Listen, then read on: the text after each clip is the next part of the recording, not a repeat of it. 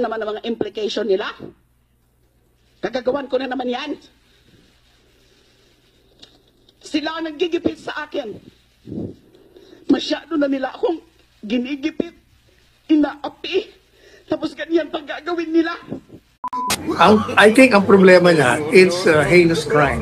Madaling sabi, hindi siya basta palalayain. Kailangan, kasi immediately, ikukulong siya. Ang problema mo dyan, kung mananatili ka sa hate, ang perception ng tao, tama man o mali, natatakot ka kasi guilty ka. Yan ang magiging perception. Pwede ma-deport back sa Pilipinas.